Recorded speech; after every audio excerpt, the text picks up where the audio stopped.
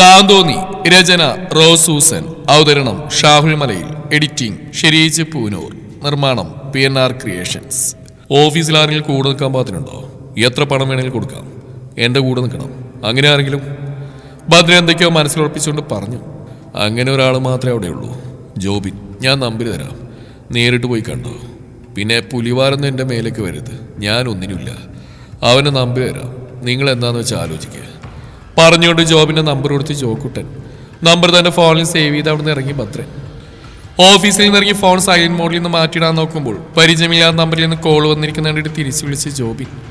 അവൻ്റെ ഉള്ളിൽ പ്രതീക്ഷിച്ചുകൊണ്ട് ബാറിൻ്റെ ഒഴിഞ്ഞ മൂലയിലിരിക്കായിരുന്നു ഭദ്രൻ. അവൻ്റെ മുന്നിലെ ടേബിളിലിരിക്കുന്ന മദ്യക്കുപ്പിയുടെ പാതി ഭാഗം ഒഴിഞ്ഞിരുന്നു. ഹലോ, ആരാണ്? ഫോൺ ഭദ്രൻ എടുത്തയുടനെ ചോദിച്ച ജോബിൻ. ഞാൻ ഭദ്രൻ, ജോക്കുട്ടൻ നമ്പർ എന്നിട്ട് വിളിച്ചതാ. തന്നെ കൊണ്ട് എനിക്കൊരു ആവശ്യമുണ്ട്. തനിക്ക് ഉപകാരമുള്ള കാര്യമാണെന്ന് കൂട്ടിക്കോ. ഞാനിപ്പോൾ ക്യാരന്റിലുണ്ട്, തനിങ്ങോട്ട് വാ, നമുക്ക് എഴുതി സംസാരിക്കാം. മദ്യത്തിൻ്റെ ലഹരി തലക്ക് പിടിച്ച് കഴിഞ്ഞിരുന്നവൻ്റെ അപ്പോഴും ഈശാനിയുള്ള അവൻ്റെ കോപാ കണ്ണുകളിൽ അഗ്നിയായി. ജോക്കുട്ടൻ സാർ പറഞ്ഞിട്ടാണോ? പിന്നെ ഒരു സംശയത്തോടെ ചോദിച്ചു ജോബിൻ. അതേടാ കോപ്പേ, ഇല്ലെങ്കിൽ എനിക്ക് എങ്ങനെ കിട്ടും നിന്റെ നമ്പർ? തനിക്ക് വരാൻ പറ്റൂല്ലയോ? ദേഷ്യം വന്നു ഭദ്രന്. ശരി ശരി, ഞാനിപ്പോൾ വരാം പറഞ്ഞുകൊണ്ട് ഫോൺ വെച്ചവൻ ബാറിൻ്റെ പാർക്കിങ്ങിൽ ബൈക്ക് നിർത്തി അവൻ ഭദ്രനെ വിളിച്ചു. താനിരുന്നിടം പറഞ്ഞു കൊടുത്തവൻ. ജോബിൻ ഫോൺ കാതോടി ഉയർത്തി വെച്ചുകൊണ്ട് തന്നെ ഗ്ലാസ് ഡോർ തുറന്ന് അകത്തേക്ക് കയറി. ഡോ ഇവിടെ, ഫോണിൽ പറഞ്ഞിട്ട് വലതുകൈ പൊക്കി കാണിച്ചു ഭദ്രൻ. തന്റെ പരിചയക്കാർ ആരെങ്കിലും അവിടെ ഉണ്ടോ എന്നൊന്ന് പാളി നോക്കി ഫോൺ കെട്ടാക്കി പോക്കറ്റിലിട്ടുകൊണ്ട് ഭദ്രന്റെ അരികിലേക്ക് നടന്നവൻ. പിന്നെ അവിടെ നടന്നത് രഹസ്യമായ സംഭാഷണമായിരുന്നു. 500 ഏതാനും നോട്ടെടുത്തിട്ട് ഭദ്രൻ ജോബിന്റെ കയ്യിൽ പിടിപ്പിക്കുകയും അവന് സന്തോഷത്തോടെ വാങ്ങിക്കുകയും ചെയ്തു. ഏറെ നേരത്തെ ചർച്ചയ്ക്ക് ശേഷം ജോബിന്റെ തോളിൽ കൈയിട്ടുകൊണ്ട് ഭദ്രൻ പുറത്തേക്ക് നടന്നു. അല്ല, ഈ കണ്ടീഷനിൽ ബുള്ളറ്റ് ഓടിച്ചു പോകുന്ന റിസ്ക് അല്ലേ? ഭദ്രന്റെ വണ്ടി ഇരിക്കുന്നിടത്ത് എത്തിയപ്പോൾ ചോദിച്ചു ജോബിൻ. മറ്റാരെക്കാളും എനിക്കൊരു വിശ്വാസം, എന്നെ വീട്ടിലെത്തിക്കും പറഞ്ഞുകൊണ്ട് കുത്തഴിഞ്ഞു പോയ ബുണ്ട് ഒന്നുകൂടി ഉറപ്പിച്ച് കുത്തിക്കൊണ്ട് ബുള്ളറ്റിൽ കയറി സ്റ്റാർട്ട് ചെയ്തവൻ. അപ്പോ എല്ലാം പറഞ്ഞ പോലെ എത്ര പണമെടുക്കാൻ ഞാൻ തയ്യാറാ. ആരെയാളെയും പൂട്ടണം. എടലോ. നാവ് കഴിഞ്ഞുകൊണ്ട് അത്രയും പറഞ്ഞുകൊണ്ട് ഭദ്രൻ ബുള്ളറ്റ് സ്റ്റാർട്ട് ചെയ്തു. വലിയ ശബ്ദത്തോടെ ആ വണ്ടി നീങ്ങിപ്പോകുന്ന നോക്കിയെന്ന് ജോബിൻ. തന്റെ കയ്യിൽ കിട്ടിയിരിക്കുന്ന ബമ്പർ ലോട്ടറിയാണെന്ന സന്തോഷത്തിലാണ് അവൻ അവിടുന്ന് തിരിച്ച്. ഭദ്രൻ നേരെ പോയത് രാധാമണിയുടെ വീട്ടിലേക്കായിരുന്നു. ഇടയ്ക്ക് അവൻ്റെ അടങ്ങാത്ത ലഹരി അവളിൽ ശമിപ്പിക്കുന്ന പതിവുണ്ട്. രഹസ്യമായ ഉള്ളിൽ സൂക്ഷിക്കുന്നവളാണ് രാധാമണി. കെട്ടിയോ മദ്രാസിൽ ബേക്കറിയിൽ നിൽക്കുകയാണ്. ആ വീട്ടിൽ അവൾ ഒറ്റക്കാണ്. പേരിന് മാത്രം ഭർത്താവ് ഉദ്യോഗസ്ഥനായതുകൊണ്ട് രാധാമണി ഇടയ്ക്കുള്ള ഭദ്രന്റെ വരവ് താല്പര്യമാണ് താനും. ബുള്ളറ്റ് ആളൊഴിഞ്ഞ വളപ്പിൽ നിർത്തിയിട്ട് ഇരുട്ടിന്റെ മറവറ്റി ഭദ്രൻ രാധാമണിയുടെ വീടിന്റെ അടുക്കള വശത്തേക്ക് നടന്നു. ഫോണിൽ അവളെ വിളിച്ചുകൊണ്ട് ആവേശത്തോടെ വാതിൽ തുറന്നവൾ അവനകത്തേക്ക് ക്ഷണിച്ചു. നിനക്ക് ഈ വഴിയൊക്കെ ഓർമ്മയുണ്ടല്ലേ? പരിഭവത്തോടെ ചോദിച്ചുകൊണ്ട് അവന്റെ പാതി ബട്ടൺ അഴിഞ്ഞിടക്കുന്ന നെഞ്ചിലേക്ക് കൊതിയോടെ നോക്കിയവൾ. അതെന്തു വർത്താനടിരാതെ, നിന്നെ ഞാനങ്ങനെ മറക്കുവോ? ചോദിച്ചു അവളെ വലിച്ച നെഞ്ചോട് ചേർത്ത് അടക്കി പിടിച്ചവൻ. അവന്റെ വന്യമായ ചുംബനെ ഏറ്റുവാങ്ങിക്കൊണ്ടുള്ള അവന് വഴങ്ങി. 1-2 കഴിഞ്ഞ് കിതപ്പോടെ അവിടെ നെഞ്ചിൽ കുഴഞ്ഞു വീണവൻ. പിറ്റേ ദിവസം ലേഖയും ഭർത്താവും മകളും വന്നു. ഭാര്യയുടെ വിലക്കിന് പുല്ലുവില കൊടുക്കാതെ പെങ്ങളുടെ മോൾ യുവാത്തിന്റെ ചർച്ചയിൽ പങ്കെടുക്കാൻ രാജേന്ദ്രനും എത്തി. നിറഞ്ഞ മനസ്സോടെ എല്ലാവരും കാര്യങ്ങൾ സംസാരിച്ചു. ദിവസങ്ങൾ ഓരോന്നായി കടന്നുപോയി. പറഞ്ഞ പോലെ രാകേഷിന്റെ വീട്ടിൽ നിന്ന് പെൺകുട്ടിയെ കാണാനുള്ളവരെല്ലാവരും എത്തി. വന്നവർക്ക് എല്ലാവർക്കും അവളെ ബോധിച്ചു. അടുത്ത ഞായറാഴ്ച ഇവിടുന്ന് കാണാനുള്ളവരോട് അങ്ങോട്ട് ചെല്ലാനും പറഞ്ഞവർ. ഓഫീസിൽ തന്നെ പിന്തുടരുന്ന കണ്ണുകളെ ഇഷാനി തിരിച്ചറിഞ്ഞില്ല. സേവി മറ്റ് സ്റ്റാഫിനോട് ഇടപെടുന്ന രീതിയായിരുന്നില്ല ഇഷാനിയോട്. ഏതോ ഫയൽ ഒപ്പിടാൻ വേണ്ടി ഇഷാനി സേവിയുടെ ക്യാബിൽ വന്നു. ഷെൽഫിൽ നിന്ന് ഏതോ ഫയൽ എടുക്കാനും സേവി. ഫയലിൽ നിന്ന് എന്തോ ഒരു പ്രാണി അവന്റെ കണ്ണിലേക്ക് പോയി. പാറ്റ പോയതിന്റെ എരിച്ചിൽ കൊണ്ട് അവൻ കണ്ണുകൾ ഇറുക്കി അടച്ചു പിടിച്ചു. എന്തു പറ്റി? ഫയൽ ടേബിൾ വെച്ചിട്ട് ഇഷാനി വേഗത്തിൽ അവൻ്റെ അടുത്തേക്ക് ചെന്നു. കണ്ണിൽ എന്തോ പോയി, എരിഞ്ഞിട്ട് വയ്യ. സേവി കണ്ണു തിരുമ്മിക്കൊണ്ട് പറഞ്ഞു. സാറിവിടെ ഇരിക്കെ, ഞാൻ നോക്കട്ടെ. സേവിയെ പിടിച്ച് റിവോൾവിംഗ് ചെയറിൽ ഇരുത്തിയവൾ. വല്ലാതെ നീറുന്നുണ്ട്. സേവി കണ്ണുറക്കാൻ ശ്രമിച്ചുകൊണ്ട് പറഞ്ഞു. ആ എരിയാ പാറ്റയാ, ഞാൻ എടുക്കട്ടെ, തിരുമണ്ട, നോക്കട്ടെ. പാതി തുറന്നിട്ട് വാതിൽ തള്ളി തുറന്ന് ജോബിനകത്തേക്ക് കിടക്കാൻ ഒരുങ്ങി. എന്നാൽ മുന്നിൽ കണ്ട കാഴ്ച, പുറംതിരിഞ്ഞ് നിൽക്കുന്ന ഇഷാനി അവനെ കണ്ടില്ല. അക്കൗണ്ട് ബുക്ക് കൊണ്ടുവരാൻ സേവി പറഞ്ഞനുസരിച്ച് വന്നതായിരുന്നു അവൻ. സേവിയുടെ മുഖത്തിൽ നേർക്ക് മുഖം അടുപ്പിച്ച് നിൽക്കുന്ന ഇഷാനി കൂടുതലൊന്നും ആലോചിക്കാനില്ലായിരുന്നു അവന്. പോക്കറ്റിൽ നിന്ന് ഫോൺ എടുത്ത് ദൃശ്യം പകർത്തിയവൻ. ഇപ്പൊ പോയോ? അവന്റെ കണ്ണിൽ ഊതിക്കൊണ്ട് ചോദിച്ചവൾ. ഇല്ല പെണ്ണെ, നീ പാറ്റിയെടുക്ക്, കണ്ണൂർക്കാൻ പറ്റുന്നില്ല. കണ്ണടച്ചു പിടിച്ച് എങ്ങനെ എടുക്കും? ഒന്ന് അടങ്ങിയിരിക്കേ. ദേഷ്യപ്പെട്ടുകൊണ്ട് അവന്റെ അടുത്തേക്ക് ഒന്നുകൂടി അടുത്തുനിന്ന് സാരി തലപ്പിന്റെ അറ്റം കൊണ്ട് കണ്ണിൽ വീണ പാറ്റിയെടുത്തു. കിട്ടി പറഞ്ഞുകൊണ്ട് ഇഷാനി മാറിയുന്നു. കാലെടുത്ത് വെച്ച് അവന്റെ കാലിലും. അവളുടെ ചെരുപ്പിന്റെ ഹീൽ അവന്റെ കാലിന്റെ ചെറുവിരലിനെ ചതച്ചു. നന്നായി വേദനിച്ചവന്. ആ വേദന കൊണ്ട് അവൻ ചെയറൊന്നിറക്കുകയും അവളുടെ ദേഹത്ത് തട്ടുകയും ചെയ്തു. ബാലൻസ് തെറ്റി മുന്നോട്ട് ആഞ്ഞു വീഴാൻ പോയവളെ അവൻ അരക്കെട്ടിൽ പിടിച്ചു വലിച്ചൊന്ന് ഉലഞ്ഞുകൊണ്ട് അവന്റെ മടിയിൽ വന്നിരുന്നവൾ. ആദ്യമായിട്ടാണ് ഒരു പെണ്ണ് തന്നെ മടിയിലിരിക്കുന്നത്. അവൾക്ക് ഒരു നിമിഷം എടുത്തു എന്താണ് സംഭവിച്ചതെന്ന് മനസ്സിലാക്കാൻ. അവന്റെ ജുബയിൽ ഇരു കൈകൾ കൊണ്ടും പിടിച്ചവൾ. അപ്പോഴും അവന്റെ ഒരു കൈ അവളുടെ അരക്കെട്ടിൽ തന്നെയായിരുന്നു. അവന്റെ കഴുത്തിലെ ആദംസ് ആപ്പിൾ ഉരുണ്ട് കയറുന്നത് അത്രക്കടുത്ത് കണ്ടവൾ. അവളുടെ മുടിയിൽ നിന്ന് വരുന്ന എണ്ണയുടെയും ഷാമ്പുവിന്റെയും പ്രത്യേക ഗന്ധം മൂക്കിലേക്ക് അടിച്ചു കയറി അവന്റെ ശ്വാസമെടുക്കാൻ പോലും മറന്നു ഇരുവരും. ഇരുന്ന ആ നിമിഷങ്ങൾ പകർത്തിയെടുക്കുന്ന തിരക്കിലായിരുന്നു ജോബിൻ. അതിൽ പരം സന്തോഷം കിട്ടാനില്ലായിരുന്നു അവന്. സേവ് തന്നെയാണ് ആദ്യം യാഥാർത്ഥ്യത്തിലേക്ക് മടങ്ങി വന്നത്. ദേവേണ്ണ മഴയിൽ അങ്ങനെ സൂചിച്ചിരിക്കാൻ എഴുന്നേൽക്ക്, മനുഷ്യന്റെ കൺട്രോൾ തെറ്റിക്കാതെ. ശബ്ദമുയർത്തി അവനത് പറയുന്ന കേട്ടപ്പോൾ ഞെട്ടിപ്പിടഞ്ഞ് എഴുന്നേറ്റവൾ വെപ്രാളത്തിൽ എഴുന്നേറ്റുകൊണ്ട് വീണ്ടും അവൾ വീഴാൻ പോയി. ഇത്തവണ അവന്റെ മുഖത്താണ് അവളുടെ മുഖം പതിച്ചത്. അതരം അവന്റെ നെറ്റിയുടെ വശത്തായി പതിഞ്ഞു. ശരീരം ഒന്നാകെ വിറയൽ പടരുന്നത് അറിഞ്ഞവൻ അവന്റെ തോളിൽ പിടിച്ചുകൊണ്ട് അവളങ്ങനെ ബാലൻസ് ചെയ്തപ്പോൾ ശരിക്കും ഉമ്മ വെക്കുന്ന പോലെ തന്നെയാണ് ഫോണിൽ പതിഞ്ഞത്. അതുകൂടി പകർത്തി ജോബിൻ വാതിലടച്ചു. ഒന്നും അറിയാത്ത പോലെ തന്നെ സീറ്റിൽ പോയിരുന്നു. നീ എന്താ വീണു പിടിക്കുകയാണോ? ദേഷ്യത്തിൽ ചോദിച്ചുകൊണ്ട് അവളുടെ ഇരു കൈമുട്ടിന് മുകളിലേക്ക് തന്റെ ഇരു കൈകളും കൊണ്ട് ബലമായി പിടിച്ചുകൊണ്ട് അവൻ എഴുന്നേറ്റു. അവളെ നീക്കി നിർത്താൻ നോക്കിയപ്പോഴാണ് അവളുടെ സാരിയുടെ അടിഭാഗം ചെയറിന്റെ ചക്രത്തിൽ ഉടക്കിയിരിക്കുന്നത് കണ്ടതവൻ. അതുകൊണ്ടാണ് അവൾ വീണ്ടും വീഴാൻ പോയതെന്ന് മനസ്സിലായവന്. അവളുടെ മുഖം ചുവന്നു, കണ്ണുകളിൽ ചുവപ്പ് രാശി പടർന്നു, മിഴിനീർത്തുള്ളികൾ നിറഞ്ഞു. ആ വെറുതെ അല്ല, സാരി ഉടക്കിയതാ പറഞ്ഞുകൊണ്ട് അവളെ വിട്ട് ചെയറെടുത്ത് മാറ്റിയിട്ടവൻ. നീ എന്തിനാ കരയുന്നത്? ദേ കണ്ണുടക്ക്. ഞാനൊന്ന് തൊട്ടെന്ന് വെച്ച് നിനക്ക് ഗർഭമൊന്നും ഉണ്ടാവില്ല. ഇനി കരഞ്ഞുകൊണ്ടിരുന്ന ആരെങ്കിലും കണ്ടിട്ട് വേണം. ഇഷാനി പ്ലീസ്. തന്റെ ലൈഫിൽ അത്രയ്ക്ക് താഴ്മയെ ആരോടും പറഞ്ഞിട്ടില്ല അവൻ. അവൻ അതുകൂടി പറഞ്ഞപ്പോൾ വേഗം സാരി തലപ്പുകൊണ്ട് കണ്ണു തുടച്ചവൾ. അവന് മുഖമുയർത്തി നോക്കാനുള്ള ശക്തിയില്ലാതെ വേഗം മുറിയിൽ നിന്ന് പുറത്തേക്ക് പോയവൾ. അവൾ ഇറങ്ങി വരുന്ന കണ്ടപ്പോൾ ഗൂഢമായി ചിരിച്ചു ജോബിൻ.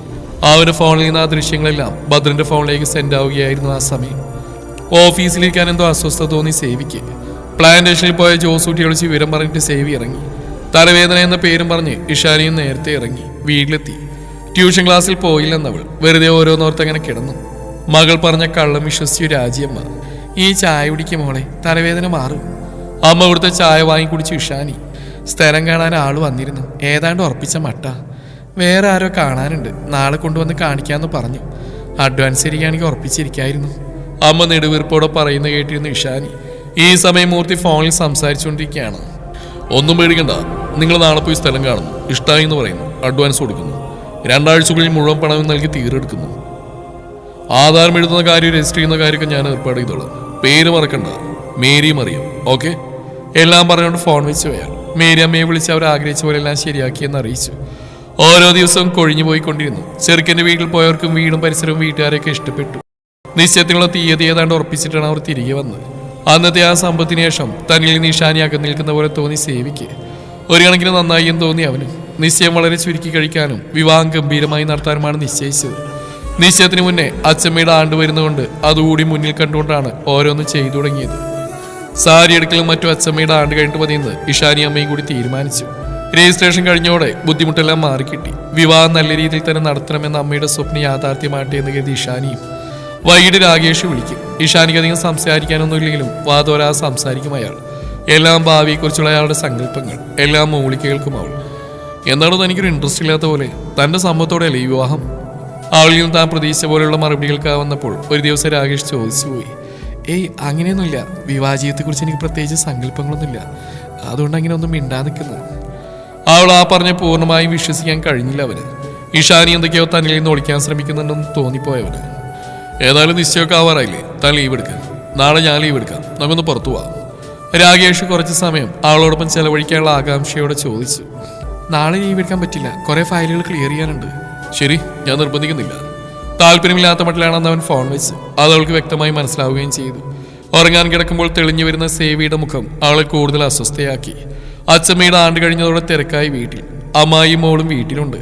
സാരി എടുക്കലും സ്വർണ്ണ എടുക്കലൊക്കെയായി ദിവസങ്ങൾ കടന്നുപോയി. ഒരാഴ്ച വ്യത്യാസത്തിലാണ് നിശ്ചയവും കല്യാണവും. ഭദ്രം പിന്നെ ഒരു ശല്യത്തിനൊന്നും വരാതിരുന്ന ആശ്വാസമായി തോന്നിയെങ്കിലും സുനാമിക്ക് മുന്നേയുള്ള ഉൾവലിയിലാണോ അവന്റെ ഈ മാറ്റം എന്ന് സംശയം തോന്നായില്ല രാജിയമ്മയ്ക്ക്. വേണ്ടപ്പെട്ട ഇടങ്ങളിലൊക്കെ അമ്മയും ശ്രീകുട്ടിയും പോയാണ് കല്യാണം ക്ഷണിക്കുന്നത്. സേവിയുടെ വീട്ടിലും പോയിരുന്നവർ. നിശ്ചയത്തിന്റെ തലേ ദിവസം അടുത്ത ബന്ധുക്കളെല്ലാവരും വീട്ടിലെത്തിയിരുന്നു. വീടിന് മുറ്റത്ത് തന്നെ ചെറിയൊരു പന്തലൊരുക്കിയിട്ടുണ്ട്. മായാവതിയും ഭദ്രനും പങ്കെടുത്തില്ലെങ്കിലും എല്ലാ കാര്യത്തിനും മുന്നിൽ തന്നെ മാമയുണ്ടായിരുന്നു. ജ്യോതിയും ശ്രീകുട്ടിയും ചേർന്നാണ് ഇഷാനിയെ ഒരുക്കിയത്. മെറൂൺ നിറത്തുള്ള സാരി ഉടുത്ത് അത്യാവശ്യം മേക്കപ്പ് ഒക്കെ ചെയ്ത് നല്ല രീതിയിൽ തന്നെ ഒരുക്കി അവർ ചേച്ചിയെ.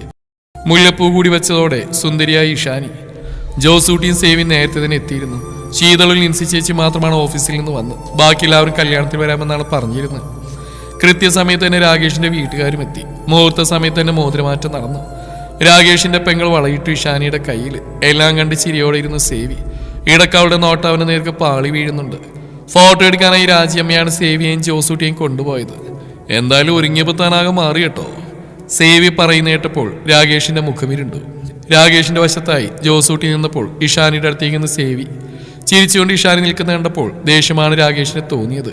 ഫോട്ടോ എടുത്തിറങ്ങിയപ്പോൾ ശ്രീകുട്ടി സേവിയുടെ അടുത്തേക്ക് വരുന്നു. ആളുടെ കൂട്ടുകാരികളെ പരിചയപ്പെടുത്താൻ വേണ്ടി അവനെ കൊണ്ടുപോകുന്ന കൂടി കണ്ടതോടെ രാകേഷിന് ദേഷ്യം വന്നു. അതവൻ ഇഷാനിയോട് പ്രകടിപ്പിക്കുകയും ചെയ്തു. കാര്യം തന്നെ മുതലാളിയൊക്കെ ആയിരിക്കും. അയാൾ എന്തിനാണ് ഇങ്ങനെ തലയിൽ വെച്ച് നടക്കുന്നത്? വെറുതെ ആളുകളെ കൊണ്ട് പറയിപ്പിക്കാൻ. അവൻ്റെ അണപ്പിൽ നിന്ന് ഞെരിഞ്ഞാൻ മറന്നു. ആ മനുഷ്യനില്ലായിരുന്നെങ്കിൽ ഇന്നിപ്പോൾ എൻ്റെ അടുത്ത് ഇങ്ങനെ നിൽക്കാൻ നിങ്ങൾ കഴിയുമായിരുന്നില്ല. എന്നെ വലിയ വീട്ടിൽ പതിൻ്റെ താലിൻ്റെ കഴുത്തിൽ വീഴുമായിരുന്നു. ഇഷാനി സേവിയെ നോക്കിയാണ് അത് പറഞ്ഞത്. ഓ, കടവും കടപ്പാടും ഒരുപാടുണ്ടല്ലേ. വെറുതെ അല്ല അവനത് മുതലാക്കുന്നത്. അതെ, വളച്ചീട്ടി പറയുന്നത് എനിക്ക് തീരെ താല്പര്യമില്ല. അതുകൊണ്ട് തന്നെ ഒരു കാര്യം പറഞ്ഞേക്കാം. വിവാഹം കഴിഞ്ഞാൽ അവൻ്റെ ഓഫീസിൽ ജോലി വേണ്ടെന്ന് വെച്ചേക്ക്. വേറെ ജോലി ഞാൻ ശരിയായി തരാം. ഗൗരവത്തോടെ രാകേഷ് എന്ന് പറഞ്ഞപ്പോൾ അവനെ പകപ്പോടെ നോക്കി ഇഷാനി. തനിക്ക് പറയാനുള്ള മുഴുവൻ പെണ്ണ് കാണാൻ വന്ന ദിവസമേ പറഞ്ഞതാണ്. എന്നിട്ട് ഇപ്പോഴത്തെ അവൻ്റെ ആ സംസാരം ഇഷ്ടമായില്ല അവൾക്ക്. തൽക്കാലം ആ ജോലി വേണ്ടെന്നൊക്കെ എനിക്കാവില്ല. കാരണം മറ്റൊന്നല്ല, നേരത്തെ പറഞ്ഞ കടവും കടപ്പാടും തന്നെ. ആരൊക്കെയോ ഫോട്ടോ എടുക്കാൻ അടുത്തേക്ക് വന്നപ്പോൾ ആ സംസാരം അവിടെ നിലച്ചു. എല്ലാവരോടും ചിരിച്ചെന്നെങ്കിലും അവളുടെ മനസ്സിലൊരു മിത്തി നീറിപ്പോകാൻ തുടങ്ങിയിരുന്നു. എല്ലാം കഴിഞ്ഞ് രാകേഷിന്റെ വീട്ടുകാർ യാത്ര പറഞ്ഞ് പിരിഞ്ഞു. വിവാഹത്തിന് നാളുകൾ മാത്രമുള്ളത് കൊണ്ട് അമ്മായിയും ജ്യോതിയും വീട്ടിൽ തന്നെ നിന്നു. എന്തെങ്കിലും ആവശ്യമുണ്ടെങ്കിൽ പറയണമെന്ന് സേവ് പറഞ്ഞിരുന്നെങ്കിലും അവനെ ബുദ്ധിമുട്ടിച്ചില്ല രാജിയമ്മ. ഓരോ ദിവസവും കടന്നുപോയിക്കൊണ്ടിരുന്നു. അടുത്തുള്ള ഭഗവതി ക്ഷേത്രത്തിൽ വെച്ചായിരുന്നു താലികെട്ട് നിശ്ചയിച്ചിരുന്നത്. ഇഷാനി ഒരുക്കാൻ ബ്യൂട്ടീഷ്യൻ വന്നിരുന്നു. അത്യാവശ്യം ആഭരണങ്ങളെല്ലാം എടുത്തിട്ടുണ്ട്. ഒരുങ്ങി വന്നപ്പോൾ സുന്ദരിയായിരുന്നു ഇഷാനി. മുതിർന്നവർക്ക് ദക്ഷിണ കൊടുത്ത് ക്ഷേത്രത്തിലേക്ക് പുറപ്പെട്ടു. ഓഫീസിൽ നിന്ന് എല്ലാവരും ഒരുമിച്ചൊരു വണ്ടിയിലാണ് വന്നിട്ടുള്ളത്. എന്നാൽ ജോബിൻ മാത്രം വിവാഹത്തിൽ പങ്കെടുക്കാൻ മാറി നിന്നു. കുടുംബത്തിൽ ആരോ മരിച്ച് അങ്ങോട്ട് പോവുകയാണെന്ന് കള്ളം പറഞ്ഞ് മുങ്ങിയവൻ. സേവിയും ജോസൂട്ടിയും ജീപ്പിലും ഇഷാനിയുടെ വീട്ടിലേക്ക് പുറപ്പെട്ടു. രാകേഷിന്റെ വീട്ടിൽ നിന്നിറങ്ങിയ എല്ലാവരും. ആദ്യം അവരാണ് അമ്പലത്തിലെത്തിയത്. എന്നാൽ കാർ പാർക്ക് ചെയ്തിറങ്ങുമ്പോൾ തന്നെ കണ്ടു ആൾത്തറയുടെ അരികിലായി ചെറിയ ആൾക്കൂട്ടം. എന്താ അവിടെ? രാകേഷ് കാർ ഓടിക്കുന്ന തന്റെ കൂട്ടുകാരനോട് ചോദിച്ചു. അറിയില്ല, ഞാൻ പോയി നോക്കിയിട്ട് വരാം പറഞ്ഞുകൊണ്ട് അവൻ ആ ആൾക്കൂട്ടത്തിലേക്ക് ചെന്നു. അപ്പോഴേക്കും ഇഷാനിയുടെ ബന്ധുക്കൾ വന്ന വാഹനങ്ങൾ അവിടെ എത്തി നിന്നു. അവരുടെ കാറിന് പിന്നാലെ സേവിയുടെ ജീപ്പ്, ഓഫീസിൽ നിന്ന് നേരിട്ട് ട്രാവലറും. എന്താണ് അവിടെ ഒരു ബഹളം? നമ്മൾ ഇടപെടേണ്ടി വരുമോ? സേവി ജീപ്പിൽ നിന്ന് ഇറങ്ങാൻ ചോദിച്ചു. ഏയ്, ഇത് നമ്മുടെ നാടല്ല, എല്ലാത്തിനും കയറി ഇടപെട്ടാൽ ശരിയാവില്ല, ഞാൻ നോക്കിയിട്ട് വരാം പറഞ്ഞുകൊണ്ട് ജോസൂട്ടി ഇറങ്ങി. ആൾക്കൂട്ടത്തിലേക്ക് പോയ കൂട്ടുകാരൻ തൻ്റെ അടുത്തേക്ക് ഓടി വരുന്ന കണ്ടപ്പോൾ പന്തിയെടുത്തു തോന്നി രാകേഷിനെ. രാകേഷ്, ആകെ നാട്ടുകേസാട്ടോ പറഞ്ഞുകൊണ്ട് രാകേഷിന്റെ കാതിൽ അടക്കം പറഞ്ഞവൻ. അടുത്ത നിമിഷം അവനെ മുഖം ചുവന്നു. പേശികൾ വലിഞ്ഞു മുറുകി. കുറച്ച് മാറി നിൽക്കുന്ന ഇഷാനി ഓഫീസിൽ നിന്ന് വന്നവരോട് സംസാരിച്ചിരിക്കുകയായിരുന്നു. കാറ്റിന്റെ വേഗത്തിൽ രാകേഷ് അവളുടെ അടുത്തെത്തി. അവന്റെ ആ വരവും പാവം കണ്ട് അവൾ ഒരടി പിന്നോക്കം വെച്ചു. നീ അവനെങ്ങനെ പുകഴ്ത്തി പറയുന്ന കേട്ടപ്പോൾ തന്നെ എനിക്ക് സംശയം തോന്നിയിരുന്നു. പിന്നാലെ തെറി പറഞ്ഞുകൊണ്ട് ഇഷാനിയുടെ കവിളിൽ ആഞ്ഞടിച്ചവൻ. ഏയ്! ജീപ്പിൽ നിന്ന് ആ രംഗം കണ്ട് സേവ് പറഞ്ഞുകൊണ്ട് ചാടി ഇറങ്ങി. അപ്പോഴേക്കും ജോസൂട്ടി വെപ്രാളത്തോടെ ഓടി വന്നവനെ വട്ടം പിടിച്ചു. ആരോ ചതിച്ചു സേവിച്ചാ. അവന്റെ ഇടറിയ വാക്ക് കേട്ട് സേവി ഒന്നും മനസ്സിലാവാത്ത പോലെ അവനെ നോക്കി. എന്നതാണ് കാര്യം? മനുഷ്യനെ ആദ്യമായിട്ടത് പറയാ. ഞാൻ പറയടാ. പിന്നിൽ നിന്നും കാലുയർത്തി സേവി ആഞ്ഞു ചവിട്ടിക്കൊണ്ടാണ് രാകേഷ് അത് പറഞ്ഞു. ഒന്ന് മുന്നോട്ടാഞ്ഞു പോയെങ്കിലും സേവി ജോസൂട്ടിയെ പിടിച്ച് ബാലൻസ് ചെയ്യുന്ന തിരിഞ്ഞു നോക്കി. അവന്റെ വലത് കൈ ഇഷാനിയുടെ മുടിക്കുത്തിൽ ചുറ്റിപ്പിടിച്ചിട്ടുണ്ട്. വേദന കൊണ്ട് അവരുടെ മുഖം ചുളിയെന്ന് കണ്ടപ്പോൾ സേവിയുടെ നിയന്ത്രണം പറ്റു. എടാ പൊന്ന മോനെ, അവിടെ ഇടാ അലറിക്കൊണ്ട് സേവി അവന് നേർക്കടുത്തു. അവിടെ കൂടിയുന്നവർ അവരുടെ അടുത്തേക്ക് പാഞ്ഞെടുത്തു. ഓക്കിത്തരം കാണിച്ചു പോരാ, നീ ആളാവുന്നോളാ. ആരിക്കും അവനെ വട്ടം പിടിച്ചു. കാര്യം പറയാതെ ഒരെണ്ണന്റെ ദേഹത്ത് തൊട്ടാറുണ്ടല്ലോ പറഞ്ഞുകൊണ്ട് തന്നെ പിടിച്ചവരെ കുടിഞ്ഞെറിഞ്ഞവൻ. അവന്റെ ആ ശക്തിയിൽ അവനെ പിടിച്ചിരുന്നവർ ചിതറി നീങ്ങി. കാര്യം പറഞ്ഞിട്ട് തന്നെ ഇനി നോക്കടാ രാകേഷ് പറഞ്ഞുകൊണ്ട് അവനെ തള്ളി ഷാനിയെ വലിച്ചുകൊണ്ടുപോയവൻ ആൾത്തറയിൽ കൂടുന്നവരെല്ലാം മാറിയുന്നു. ആ ആൽമര അവർക്ക് മുമ്പിൽ വെളിവായി. ഓഫീസ് മുറിയിലെ പ്രേമലീലകൾ തന്റെയും ഇഷാനിയുടെയും പല രീതിയിലുള്ള ഫോട്ടോകൾ ഒട്ടിച്ചു വെച്ചിരിക്കുന്നു. ഓരോന്നിനും ഓരോ ക്യാപ്ഷൻ. കണ്ണുകളിൽ ഇട്ട് കയറുന്ന പോലെ തോന്നി ഇഷാനിക്ക്. സേവിയുടെ അവസ്ഥയും മറിച്ചായിരുന്നില്ല. നീ ചവച്ചുപ്പിയ ചണ്ടിനെ തലയിൽ കെട്ടി വെക്കാണെന്നൊരു ഉത്സാഹം കൊള്ളാം.